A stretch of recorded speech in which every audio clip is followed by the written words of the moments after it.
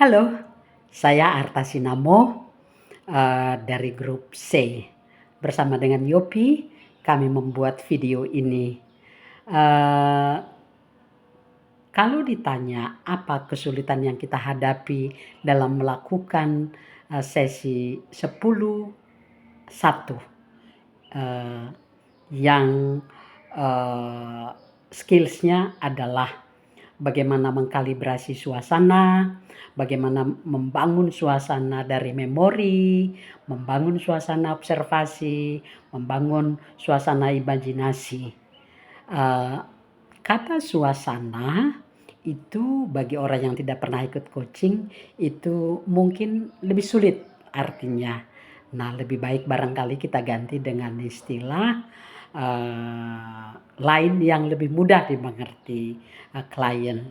Seperti definisi daripada suasana adalah energi yang terpancar kepada orang lain yang tampak di dalam perilaku, di dalam kata-katanya, ucapannya, ataupun di dalam tindakannya.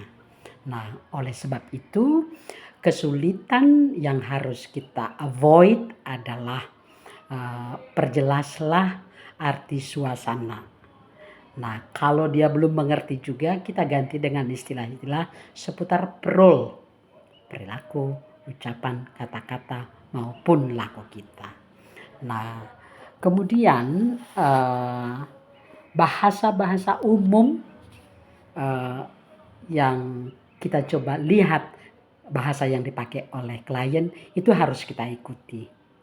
Contoh, kalau tipe orangnya adalah tipe yang verbal, maka kalau kita pakai kata-kata banyak, mudah dia mengerti. Tapi kalau tipe kliennya adalah tipe yang visual, gitu ya, berarti kita perlu membuat gambar. Nah, kalau dia tipe audio, gitu ya, mungkin sambil kita bertanya tentang 10 pertanyaan itu nggak ada salahnya juga kalau kita pakai katakanlah lagu yang membuat dia terdengar lebih rileks, lebih santai. Nah, karena ini menyangkut emosi, apa yang dirasakan, apa yang dialami, menyangkut perilaku-perilaku masa lalu yang kita mau gali lewat memori yang dia punya, atau dia kita ajak untuk membayangkan apa yang terjadi kalau suasana itu dihadirkan dalam rangka mencapai tujuan. Itu makanya perlu sekali kita buat suasananya rileks. Namanya juga menyamakan suasana. Antara suasana kita, stage terbaik kita bikin dia memiliki stage terbaik. Nah, untuk bisa begitu, itu berarti kan dia harus merasa aman, merasa nyaman, merasa rileks. Kalau itu sudah terjadi, menyamakan suasana tadi, kalau itu sudah terjadi, mestinya sih jauh lebih mudah.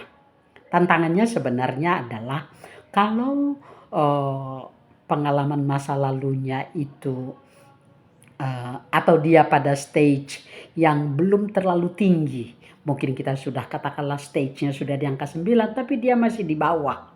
Nah, bagaimana kita mengangkat ini supaya dia bisa membayangkan stage dia pada stage yang tinggi, di situ tantangannya. Memang harus kita perhatikan betul body language-nya. Perhatikan betul sebenarnya apa masalahnya. Perhatikan betul ekspresi-ekspresi yang dia keluarkan. Dengan demikian kita mengikuti, ya. Nah, mengikuti apa yang dia pikirkan, apa yang dia rasakan, apa yang dia katakan, dan apa yang dia lakukan. Nah, membawa peserta kembali kepada memori masa lalu supaya dia pernah merasa berhasil gitu ya, lalu kita angkat sampai ke stage itu. Nah, itu perlu waktu, makanya perlu nyaman. Nah, kembali pertanyaan-pertanyaan cerdas dari coach Itu menjadi sangat penting. Kalau kita bertanyanya cerdas, dalam bahasa klien pasti mudah dia mengerti. Itu dari saya, Arta Sinamo dan Yopi. Terima kasih.